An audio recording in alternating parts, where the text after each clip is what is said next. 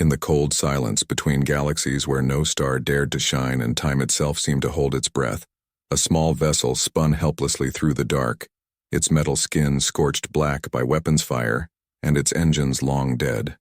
The ship was no warship, no grand cruiser, just a scout craft barely big enough for 2 souls. Yet inside it carried more than most fleets ever. Lila sat strapped into the pilot's chair. Her fingers still curled around the controls, though they had not responded. In hours her dark hair clung to her forehead with sweat, and her eyes burned from lack of sleep. She had not slept in 3 days. Not since the ambush near the Orion Fringe. Not since her colony ship had been torn apart by raiders who wore no insignia and spoke no language she recognized. They had come like ghosts through the void. Silent, fast, merciless, and Lila had been the only one to escape in the scout pod with Ember coiled tight against her chest. Ember was not a large dragon by any measure, barely the size of a house cat with wings folded, but his presence filled the tiny cabin like a heartbeat made visible. His scales shimmered in shifting hues of bronze and rust, catching what little light remained from the dying console, and his eyes glowed faintly gold like embers in a dying fire. He lifted his head now and let out a soft chirr, a sound that was part purr, part warning. Lila reached down without looking and scratched gently behind his horns. "You feel it too, huh?" she murmured, though she knew better than to speak aloud in open space. Sound had no place here, but habit was hard to break, especially when you were running for your life. The ship shuddered violently, throwing her forward against the restraints. A new alarm blared, then died just as quickly the last of the power cells had given out. They were drifting now, truly adrift with no course, no comms and no hope. Unless Lila turned her head toward the viewport where a pale smudge had appeared on the edge of the black. It was small, faint, barely there, but it was something, a moon maybe, or a rogue planetoid. She had no way to confirm. But it was the only option left. She unstrapped herself with stiff fingers and moved to the navigation panel, tapping at dead screens, until one flickered to life for a few precious seconds, long enough to show her a gravitational signature, weak but stable, and a faint atmospheric reading. Breathable air, thin, but present. She did not hesitate. Using the last dregs of maneuvering fuel, she angled the ship toward the smudge and braced herself. The descent was brutal. The hull screamed as it tore through layers of ice and vapor, the heat shields long gone, so the metal itself began to melt. Ember wrapped his wings around her like a shield, his body growing hot with protective instinct. Lila held onto the frame of the cockpit. Her teeth clenched as the world outside turned white with fire and noise, then impacted a deafening crunch of metal and ice. The ship skidded across a frozen plain, carving a long scar into the surface before finally coming to rest, half buried in snow and silence.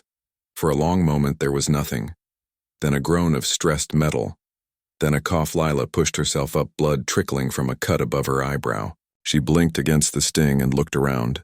The cabin was cracked open like a broken egg, the front half gone entirely, torn away by the crash. Ember lay beside her, unmoving for one terrifying second, before he stirred and let out a weak hiss. His scales dulled but intact. "You okay?" she whispered. He blinked slowly, then nuzzled her hand. She forced herself to stand, her legs shaky but holding. She climbed out through the wreckage into a world of endless white and silver. The sky above was not black, but a deep violet streaked with ribbons of pale green light like ghostly rivers flowing between stars. The air was cold but not unbearable, and it carried a scent she could not name, something clean and sharp like frost and old stone. In the distance, tall shapes rose from the ice. Not mountains, but structures smooth and organic, spiraling upward like frozen trees made of glass and bone. Lila pulled her jacket tighter and checked her sidearm. It was still there, though she doubted it would do much good against whatever lived here. If anything did. Ember climbed onto her shoulder, his claws light on her collar. She began to walk toward the structures, one step then another, the snow crunching softly underfoot. She did not see them at first. They moved like mist given form, appearing between the silver spires without sound or warning. Tall and slender, their skin pale as moonlight, their eyes large and luminous like pools of liquid silver. They wore flowing robes that seemed woven from shadow and starlight, and they carried no weapons yet. Lila felt the weight of their gaze like a physical pressure. She stopped, Ember tensed on her shoulder, a low growl rumbling in his chest. One of the figures stepped forward taller than the others, her presence commanding even in stillness. Her hair fell like liquid silver down her back, and her eyes held something Lila had not seen in a long time. Curiosity. Not fear, not anger, but genuine wonder. "You are not of this place," the woman said, her voice like wind through crystal. Lila swallowed but did not lower her guard. "No, you crashed, yes?" The woman tilted her head, studying her as if she were a puzzle or a rare flower. "You are human, I am the scaled one. He is Ember, my friend." A murmur passed through the gathered figures, but the woman did not flinch. She stepped closer until she stood only a few feet away, close enough for Lila to see the fine tracery of light that ran beneath her skin, like veins of starlight. "I am Nira, Queen of the Sylvan Empire." Lila blinked. "You are a Queenie and you are standing in the middle of nowhere on an ice moon." Nira smiled faintly. "This is Vera, the heart of our empire, though few outsiders have ever seen it, let alone lived to speak of it." Lila glanced at the others. They watched her with unreadable expressions, some wary, some hostile, but none moved to attack. "Why are you telling me this?" "Because you are the first to come through the veil in 300 cycles. The veil, the boundary we maintain between our world and yours, a shield of silence and distance." Lila frowned. "Then why did my ship break through?" Nira's gaze dropped to Ember, who stared back unblinking. "Perhaps it was not your ship that broke through.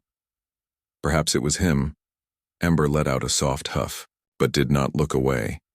Lila felt a chill that had nothing to do with the cold before she could ask more. Nira turned and gestured toward the tallest spire. "Come, you are wounded and your companion is weak. You will not survive the night out here." Lila hesitated. "I give you my word you will not be harmed." Something in the Queen's voice made Lila believe her. Not because it was gentle, but because it carried the weight of absolute certainty. She nodded. Nira led her through the forest of spires, the ground beneath their feet warm despite the snow, and the air growing softer with every step, as if the world itself was breathing easier. Ember relaxed slightly, his glow returning in faint pulses as they walked. Lila noticed carvings on the pillars, scenes of tall beings like Nira, walking among stars of great ships shaped like leaves of dragons with wings wide enough to eclipse suns. "Who are your people, really?" she asked. "We are the veiled, those who turned away from war long ago, who chose silence over conquest, and yet you have a queen. Even silence must have a voice." Lila thought about that. They reached the base of the central spire, where an archway opened into soft golden light inside. The air was warm and scented with something like pine and rain. The walls pulsed faintly with inner light, and the floor was smooth as glass, yet not cold. Nira turned to her. "You will stay here until you are healed. And then we will speak of why you are here, and why the veil let you through." Lila looked down at Ember, who gave a slow blink as if to say, "Go on." She stepped inside. The doors closed behind her, not with a click, but with a sigh. Somewhere deep in the structure, a bell chimed, once soft and ancient, and for the first time in weeks, Lila felt something. Other than fear, she felt watched, not with malice but with longing, as if the Queen had been waiting for someone like her for a very long time. The days that followed blurred together like watercolors left in the rain. Lila woke each morning in a chamber of living stone, its walls breathing softly with a rhythm that matched her own heartbeat. Ember slept curled at the foot of her bed, his scales slowly regaining their warmth, his breath steady and deep. The wounds from the crash had begun to close, but he still moved with care, as if every step reminded him of how close he had come to fading. Outside her window, the silver forest of Farah shimmered under twin suns, one pale gold the other, a soft violet casting long shadows that danced like spirits across the snow. Nira visited often, not as a ruler, but as a guest. She brought no guards, no attendants, only herself. And sometimes, a small tray of fruits that tasted like starlight and honey. At first Lila kept her distance, wary of kindness that came without cost. But Nira did not press. She sat quietly, spoke little, and watched Ember with an expression Lila could not quite name, respect maybe, or reverence. One afternoon, as they walked through a garden of crystal flowers that chimed when touched by the wind, Nira finally spoke of the veiled.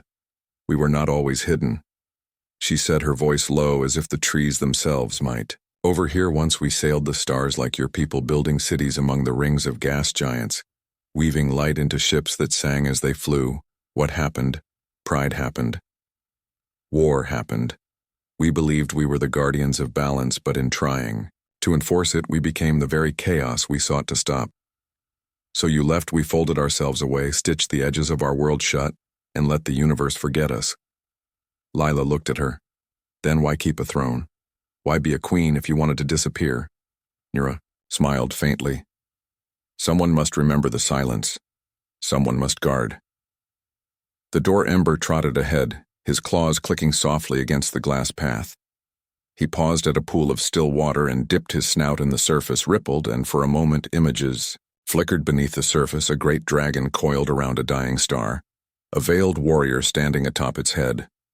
Their hands joined in. Oath Lila stepped closer. What is that? A memory.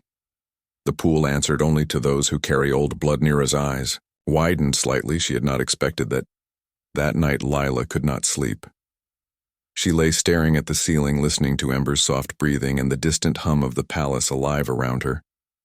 Something nagged at her, a feeling like a thread, pulled too tight. She rose quietly and padded barefoot through the halls. The walls glowed faintly, guiding her without sound. She did not know where she was going, but her feet carried her downward into the heart of the spire. There she found a chamber, unlike any other, circular and open to the sky above the floor, inlaid with constellations that shifted as she walked across them. The center stood a pedestal, and on it rested a single scale. It was larger than Ember's, darker, almost black, but shot through with veins of silver. As Lila reached out, Ember appeared beside her, his body tense, his pupils wide. Do not touch it, he seemed to say, but she already had. The moment her fingers brushed the scale, the room vanished. She stood on a battlefield of ash and broken stars. Bodies of dragons and veiled alike littered the ground. Their forms half melted into the earth. The sky burned red, and in the center, two figures faced each other. A veiled woman with eyes like dying suns, and a human woman, clad in armor forged from dragon bone. You broke the pact, the veiled woman hissed. You broke the peace. Lila's ancestor replied, her voice raw with grief. The vision shifted again to a quiet grove, much like the one outside the palace. The same two women, now kneeling side by side, their hands pressed to the earth between them. A dragon larger than mountains lay curled around them. Its breath slow, its eyes dim. We bind this oath with blood, the veiled woman said, and with fire the human added, and with memory. The dragon rumbled. The vision faded and Lila stumbled back, gasping. Ember caught her before she fell, his small body surprisingly strong. When she looked up, Nira stood in the doorway, her face pale. You should not be here. What was that scale? The last remnant of the first pact, the bond between our peoples and the human. In the vision, Nira stepped closer, her voice barely a whisper. She was the bridge, the one who ended the war. Lila swallowed hard. Am I related to her? Nira did not answer right away. Instead, she walked to the pedestal and placed her own hand over the scale for a moment. Nothing happened. Then the silver veins pulsed once. The bond recognizes you, Lila. It always has. From that day on, everything changed. Nira no longer visited as a guest, but as someone who could not stay away. She walked with Lila through every part of the palace, showed her the libraries where books were grown from living vines, taught her the songs that made the trees bloom out of season. Ember remained cautious, but even he began to relax around the queen, especially when she brought him rare minerals that made his scales gleam brighter than before. One evening, as they sat on a balcony overlooking the violet sea that ringed the moon, Nira turned to Lila and asked a question that had been building for days. Why did you run? Lila looked out at the water, its surface smooth as glass, reflecting the twin suns like twin hearts. My people were peaceful, farmers, scientists, builders. We had no army. No weapons. The raiders came without warning. They burned our fields, poisoned our wells, took anyone who could walk. And you escaped. I hid in the scout pod with Ember. He led me here. Nira was silent for a long time. Then she said something that made Lila's breath catch. Perhaps he did not just lead you. Perhaps he brought you home. Lila frowned. What do you mean? The veiled have not seen a dragon in centuries. Not since the pact was sealed. Ember is not just any dragon, he is the last heir of the Sky clans, and you are not just any human. You are the blood of the bridge. Leela shook her head. I did not ask for this. No one ever does. That night, Leela dreamed of fire and silver hands pulling her in two directions, one toward the stars, one toward the earth. When she woke, Ember was gone. She found him in the garden standing before the pool again, his reflection showing not a small bronze dragon but a towering beast wreathed in flame. Nira appeared beside her, silent as always. He remembers, she said softly. Remembers. What he was, what he lost. Lila knelt beside Ember and placed a hand on his back. He leaned into her touch, his body trembling slightly. Why does it matter now? Because the veil is thinning. Lila looked up. The sky above was darker than usual. The green, ribbons of light frayed at the edges. What happens if it falls? Chaos. The old enemies will return. The balance will shatter, and you think I can stop it? I think you were sent here for a reason. Lila stood, her jaw set. I am not a hero. I am just a woman who lost everything. Nira stepped closer until their faces were only inches apart. Then you are exactly what we need. Ember let out a soft roar. Not loud, but deep enough to make the ground human. That moment, Lila felt it. Not just the weight of history, but the pull of something new, something fragile and bright growing between her and the Queen. Something that scared her more than any battlefield. Because it felt like hope, and hope was harder to carry than grief. As the days passed, the court began to notice the Queen's constant presence, with the human whispers spread through the silver halls like smoke. Some called Lila a distraction, others a threat, but none dared speak openly against her. Not with Ember's eyes watching from every shadows. Still, tension grew. Lord Kalen, the commander of the Imperial Guard and Nira's former betrothed, began to appear more often at council meetings. His voice sharp, his gaze always lingering on Lila. A little too long. She is an outsider, he said during one such meeting. Her presence weakens the throne. Nira's reply was calm but firm. The throne is not weakened by truth or infatuation. The room fell silent. Nira stood, her eyes blazing with silver fire. You will watch your words, Kalen, or find yourself. Beyond the veil, he bowed stiffly, but his eyes promised more. That night, Lila confronted Nira in the Star Chamber. You do not have to defend me. I want to. Why? Because when you look at me, you do not see a queen, you see a person. Lila looked away. I see someone who is lonely. Nira stepped closer and for the first time reached out to touch Lila's cheek. Her fingers cool but gentle. Perhaps I am, but it is not loneliness that draws me to you. It is the way you fight even when you are afraid. The way you care. For Ember, even when he frightens you, the way you stand in a world not your own and refuse to break. Lila's breath caught before she could respond. Ember let out a sharp hiss. Both women turned outside the window. A shadow moved, too fast, too silent. Nira's voice was ice. Lila felt a chill that had nothing to do with the cold. The rebellion had begun not with armies or declarations, but with watching eyes and whispered doubts. And Lila knew one thing for certain. She was no longer just a refugee. She was a spark and spark start fires.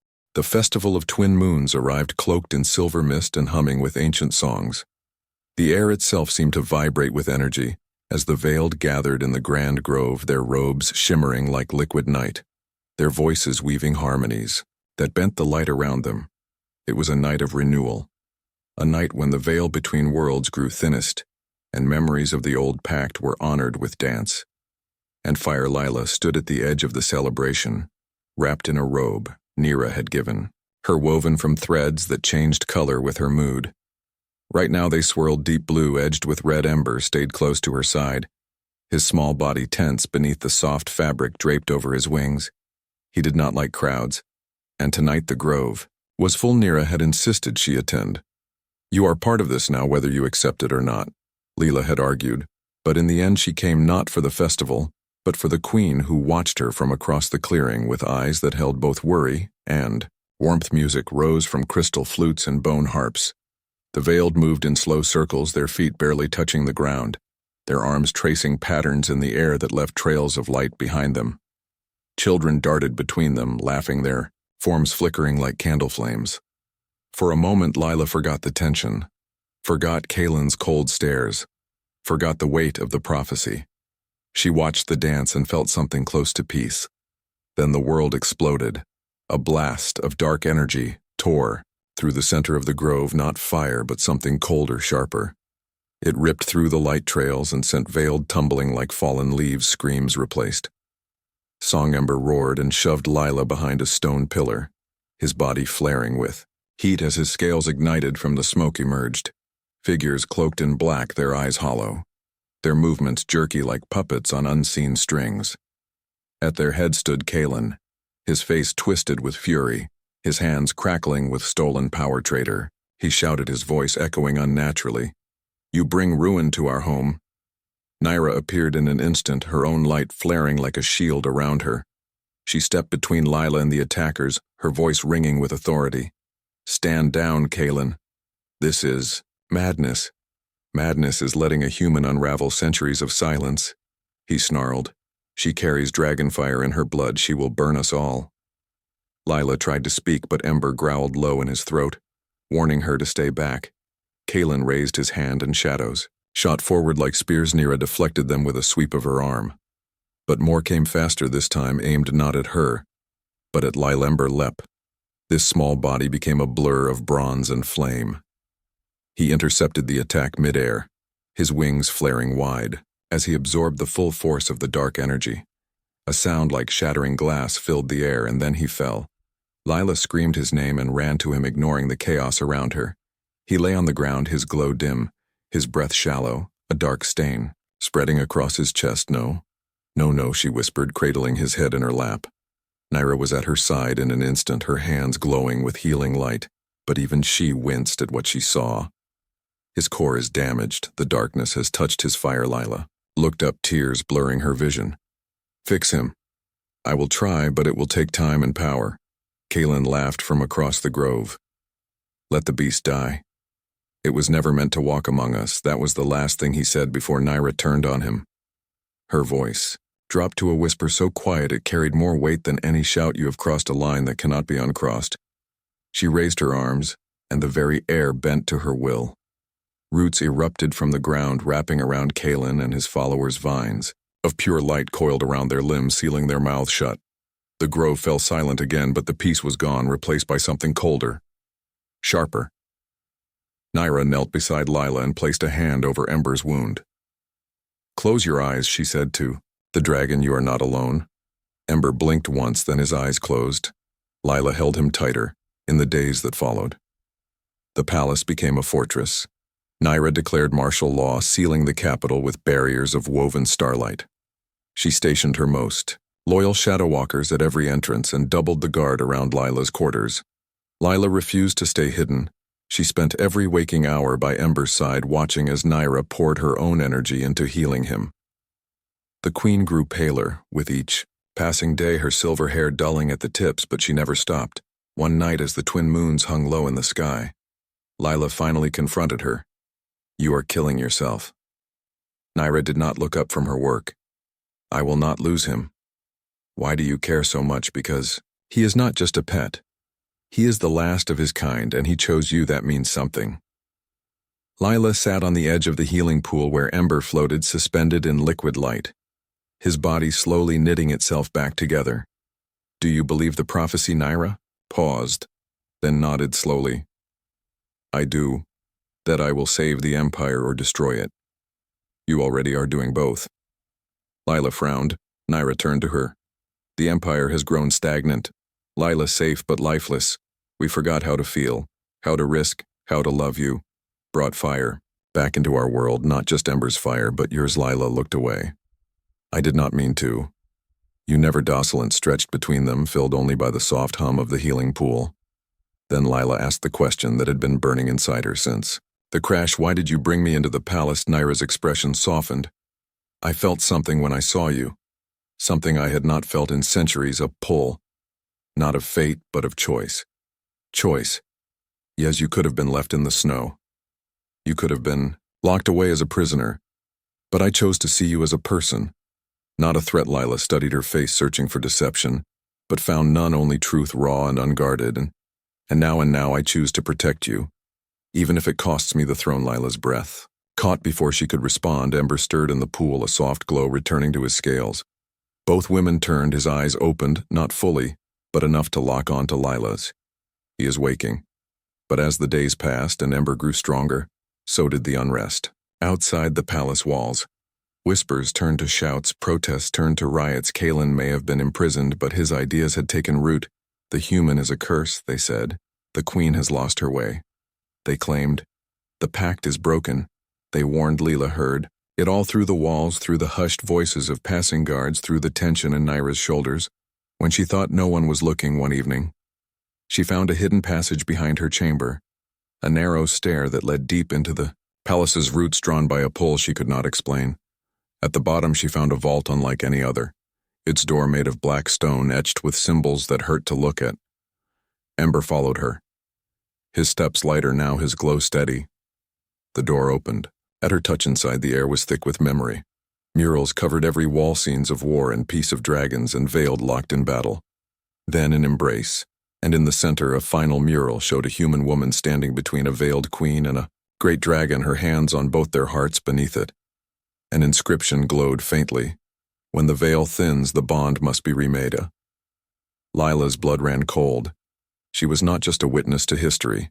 She was its next chapter, and remaking the bond would require a price, one she was not sure she was willing to pay. As she stood there staring at the mural, Ember let out a low sound, not a growl, not a purr, but something deeper. Older, a warning, or an acceptance. She did not know which, but she knew one thing for certain: the time for running was over. The time for choosing had begun. The vault beneath the palace held more than murals, it held truth. And truth had weight. Leela stood before the final image. The human woman in the center, her face calm, her eyes open to the cost ahead. The veiled queen beside her wore an expression of sorrow and resolve, while the dragon behind them lowered its great head in offering. Beneath the figures, words glowed in a language Lila should not have understood yet. She did as if the meaning had been written in her bones. When the veil thins, the bond must be remade, one must give form so balance may breathe. She turned to Ember, who sat quietly, his golden eyes fixed on the mural as if seeing something she could not. What does it mean? He did not answer with words, but with a feeling, a deep hum in his chest that vibrated through the stone floor. Sacrifice. The word settled in her stomach like a stone. Before she could speak, footsteps echoed from the passage behind her. Naira appeared in the doorway, her face pale, her robes rumpled from days. Without rest, she looked from Lila to the mural, and her breath caught. You found it? You knew it was here. I suspected. Lila crossed her arms. Why did you not tell me? Because I hoped it would not come to this. Come to what? Naira stepped forward, her voice low. The bond between our peoples was sealed long ago with blood and fire and memory. But bonds fade if they are not tended. Ours has grown thin. The veil weakens not because of you, Lila, but because we forgot how to honor the pact. So what now? Now the bond must be renewed. How Naira looked at Ember, then back at Lila. One of the three must offer their form, their essence, to restore the balance. Lila's heart pounded. You mean die and not die, but change, become part of the weave. Not separate, but whole. Ember let out a soft chirr and patted to Naira's side, nuzzling her hand gently. Naira knelt and rested her forehead against his scales. I would do it, she whispered without hesitation. Lila's chest tightened. Noise, I am the queen, it is my duty. Duty or guilt? Naira looked up, her silver eyes blazing. You think this is about guilt? You think you are trying to fix something that was broken long before I arrived, perhaps, but you are here now, and that changes everything. Lila turned away, pacing the small space, her mind racing. She had lost everything. Once she would not lose Embertooth. There has to be another way. There is not. Then I will do it. Naira stood quickly. No, I not. Because you are human, your life is already brief. Do you not see that Ember and I, we have centuries? We can bear the cost. Lila spun to face her. You do not get to decide that for me. They stood there in the dim light, the air thick with unspoken fear and something else. Something deeper. Ember rose suddenly, his body glowing brighter than it had since the crash. He stepped between them and let out a single note, clear and sharp like a bell. The walls of the vault responded. Light flared from the mural symbols, swirling in the air, forming new images. A veiled queen dissolving into starlight. A dragon, turning to stone beneath a dying sun, a human woman walking into a river of fire never to return. All paths led to loss, but then a new image formed, one not carved in stone but born of light. 3 figures standing together, hands joined, not one lost. But all changed. The bond remade not through sacrifice but through choice. Leela gasped. Nira's eyes widened. Ember lowered his head as if bowing. It is not about giving up form. Nira whispered, it is about sharing. Leela looked at her, then at Ember. A new understanding dawning. We do it together. But before they could speak further, the ground shook. Dust rained from the ceiling. Shouts echoed from above. They are here. Nira said grimly. Kylan. He broke free. How he had helped the old houses they never believed in. The new ways they see you as a threat, Lila, and me as weak. Ember growled low in his throat. His glow pulsing with warning. Leela clenched her fists. Then we do not have time. No, we do not. They raced back through the passage, emerging into chaos. The palace. Grove was on fire, not with ordinary flame, but with corrupted dragonfire, black and hungry. It ate through the silver trees, leaving only Ashkelon stood at the center. His form twisted, his eyes burning with stolen power around him. The old houses gathered their faces hard, their hands raised in dark ritual. You brought this upon us, Nira, he shouted. Your love for a mortal has torn the veil. Nira stepped forward, her light flaring around her. I brought nothing but truth. Truth is weakness. No, truth is the only strength we have left. Leela moved to stand beside her, Ember at her feet, his small body radiating heat. Keelan laughed.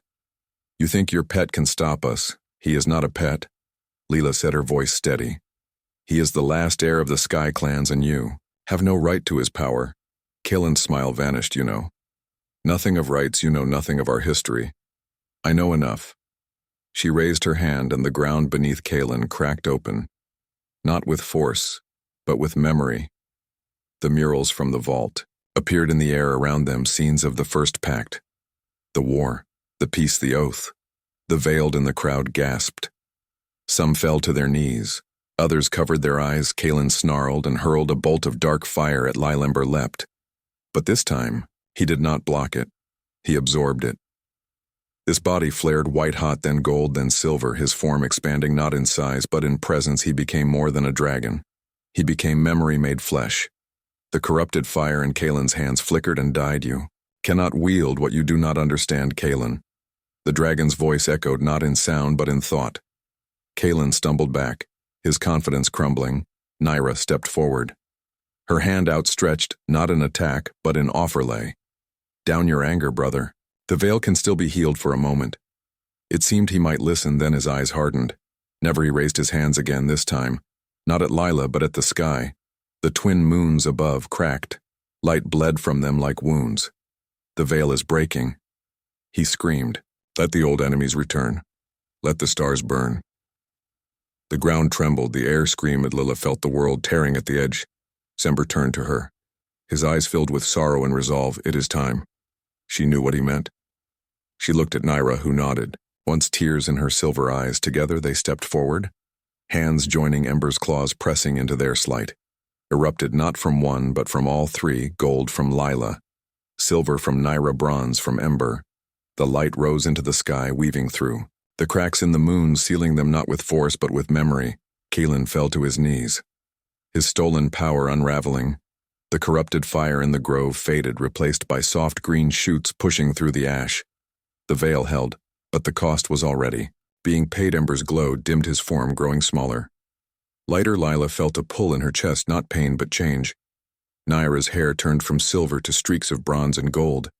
They had not lost themselves. They had become something new. Something shared. As the light faded, the old houses bowed their heads, not in fear but in awe. Keelan sat silent. His rage spent, his eyes clear for the first time in years. The bond was remade, not through death, but through trust. And in that moment, Lila understood she was not just a refugee, she was a bridge. And bridges do not break. They hold worlds together. The silence that followed was not empty. It was full of breath, of heartbeat, of roots pushing through. Ashkelon knelt in the center of the grove, his hands empty, his eyes no longer burning but clear as winter glass. Around him the old houses stood, unmoving, their faces etched with shame and wonder. The black fire that had consumed the silver trees was gone, replaced by soft green shoots curling toward the twin moons now. Whole again, their light gentle and steady, Ember lay at Lila's feet. Smaller than before, his scales dull but warm, his breath slow and even. He had given much, but not all he had chosen to stay. Nira stood beside Lila, her hand still linked with hers, their fingers intertwined not by accident but by something deeper, a thread of light visible only to those who knew where to look. Her hair now held streaks of bronze and gold, and her silver eyes shimmered with flecks of amber. The veiled began to stir, first one, then another, stepping forward.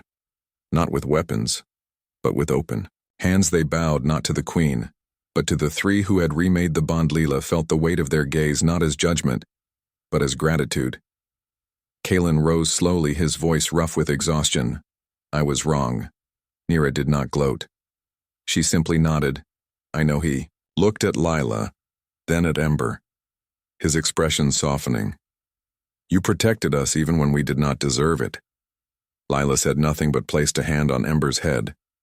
The dragon opened one golden eye and gave a soft churn. The days that followed the palace changed. The walls no longer hummed with tension but with song. The gardens bloomed with flowers that had not been seen in centuries, their petals shifting color with the mood of those who walked among them. The veiled spoke openly again, not in whispers, but in laughter and debate. Kalen took a new role, not as commander but as keeper of memory. He walked the vaults beneath the palace, studying the old murals, not to erase them but to understand them. Lila spent her mornings with Ember in the healing grove where the last of the corrupted fire was being drawn from the soil by roots that glowed faintly. Blue Nira joined them often but never intruded. She sat nearby, mending robes or reading from scrolls that grew new words each time they were opened. One afternoon, as the twin suns cast long shadows across the snow, Lila finally asked the question that had lingered since the bond was remade. What happens now? Nira looked up from her scroll, her expression calm. Now, what do you wish to happen? Lila glanced at Ember, who was chasing motes of light through the air, his movements light, his glow steady again. I do not know if I belong here. You belong wherever you choose to stand, but I am human. My life is short. Nira set the scroll aside and walked to her side. That does not make your time less valuable. It makes it more precious. Lila looked into her eyes, searching for pity but found only truth. And I am bound to the Empire but also to you. The bond did not force that, it only revealed what was already. Their Ember landed on Lila's shoulder and nuzzled her cheeks. He smiled faintly. That night the Veiled held a new ceremony, not of renewal but of welcome. In the grand grove, now healed and brighter than before, they gathered not in circles but in clusters. Families, friends, strangers standing shoulder to shoulder. At the center stood a pedestal not of stone but of living wood. Its surface smooth and warm.